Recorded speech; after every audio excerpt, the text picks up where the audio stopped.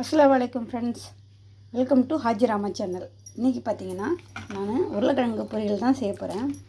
உருளைக்கிழங்கு ஒரு 300 கிராம் எடுத்து வச்சுருக்கேன். அதுக்கு வெங்காயம் 2 வெங்காயம் வெட்டி வச்சுருக்கேன், ஒரு பச்சை மிளகா, கொஞ்சம் கருவேப்பிலை, 1 ஸ்பூன் மிளகாத்தூள், 1/2 ஸ்பூன் மஞ்சத்தூள், 1/2 ஸ்பூன் கடுகு மிளகாத்தூள், கொஞ்சமாக கடலைப்பருப்பு உளுத்தம்பருப்பு எடுத்து வச்சுருக்கேன் தாளிக்கிறதுக்கு. வாங்க ஃப்ரெண்ட்ஸ், எப்படி செய்யலான்னு பார்த்துடலாம். அடுப்பில் எண்ணெய் வச்சுருக்கேன், 2 ஸ்பூன் எண்ணெய் ஊற்றிருக்கேன். இப்போ நம்ம கடுகு உளுத்தம்பருப்பை போட்டுருலாம், கடலைப்பருப்பு உளுத்தம்பருப்பை போட்டுடலாம்.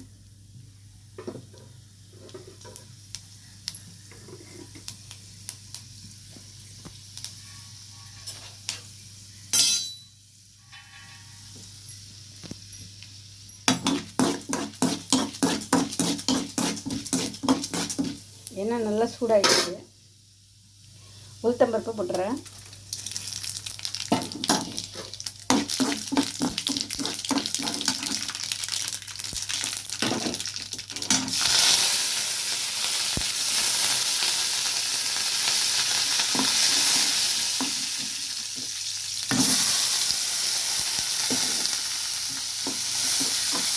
எண்ணெய் நல்லா சூடாகிடுச்சு, சீக்கிரமாக எல்லாம் வேக கருக ஆரம்பிச்சிருது. இப்போ வெங்காயத்தையும் கொட்டிட்டேன். இப்போ வெங்காயத்துக்கு தேவையான உப்பு கொஞ்சோண்டு போட்டுருவேன்.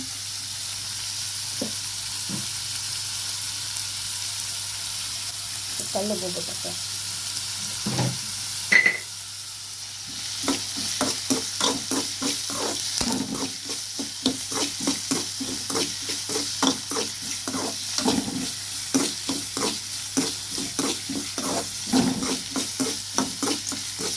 ரொம்ப இதாகணும்னு அவசியம் இல்லை, கொஞ்சம் கண்ணாடி பதம் மாதிரி வந்தால் போதும். வெங்காயம் வதங்கி நம்ம உருளைக்கிழங்கு சேர்த்துடலாம்.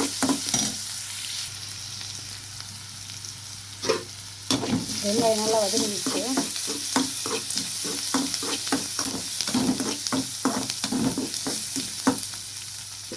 இப்போ உருளைக்கிழங்கு போட்டுறேன்.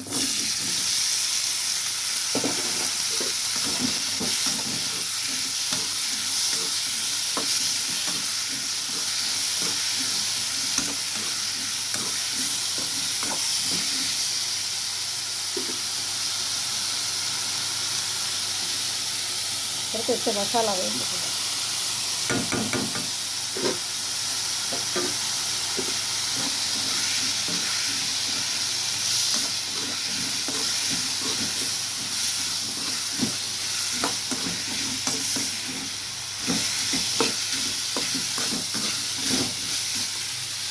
நல்லா காரசாரமாக இருக்கும். பச்சை மிளகாத்தூள் எல்லாமே சேர்த்துருக்கறனால இந்த ரச சாதத்துக்கு, பருப்பு சாதத்துக்கு, சாம்பாருக்கெலாம் வச்சு தொட்டுக்கு சாப்பிட்டிங்கன்னா நல்லாயிருக்கும். இப்போ உருளைக்கிழங்கு வேகத்துக்கு கொஞ்சோண்டு தண்ணி மட்டும் போட்டுருக்கேன். ரொம்ப தண்ணி இல்லை, 1/4 கிளாஸ் தண்ணி மட்டும் போட்டிருக்கேன். இப்போ வேகட்டும், எப்படி வருதுன்னு பார்க்கலாம் ஃப்ரெண்ட்ஸ். தண்ணிலாம் வற்றி போச்சு, தண்ணி நல்லா வற்றி போச்சு. உருளைக்கிழங்கு நல்லா வெந்திருக்கு.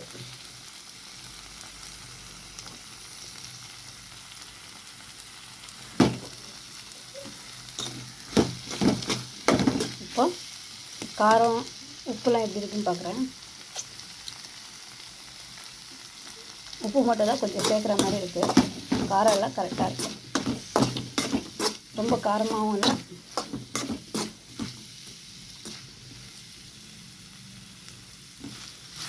பார்க்க கலரு காரம் இருக்கிற கலர் மாதிரி தான் இருக்குது, ஆனால் ரொம்ப காரம் ஒன்றும் இல்லை.